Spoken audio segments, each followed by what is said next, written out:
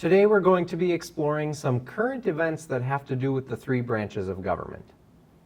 On November 3rd this year, we will be having an election, and one of the most important positions in the government will be voted on in November, the President of the United States.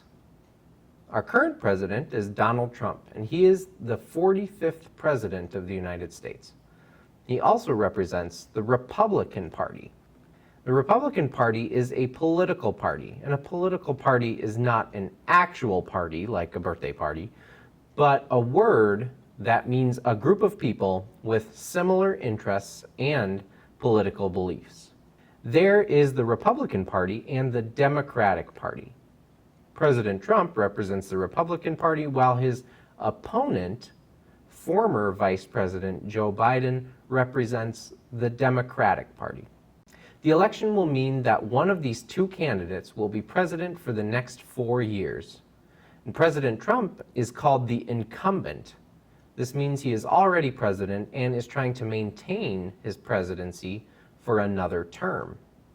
Joe Biden, on the other hand, is looking to become president for the very first time. Now, here are some interesting things about being president. A president's term, the time between elections, is 4 years. A president can serve a maximum of 2 terms. So a president can be president for a maximum of 8 years. To be the president, you have to be at least 35 years old.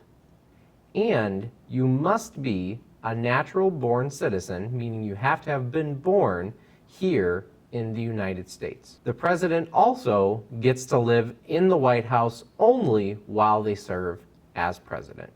Besides just the selection of the next president, there's another important selection coming up. The selection of the next Supreme Court justice, or judge, that will replace Ruth Bader Ginsburg.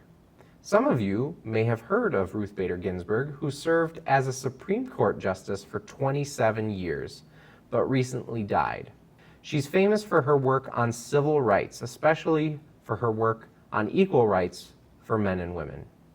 A new Supreme Court justice is needed to fill her place, and the candidate must be approved by Congress, the legislative branch, and the president, the head of the executive branch. That's another good example of the balance of power between the branches. The new Supreme Court justice could serve the whole rest of their life on the Supreme Court. So it is a big decision. Both the legislative and executive branches have to work together to pick the person they think is right for the job. On November 3rd, millions of people will participate in the election for the next president. Adults 18 years or older and are citizens of the United States are allowed to participate.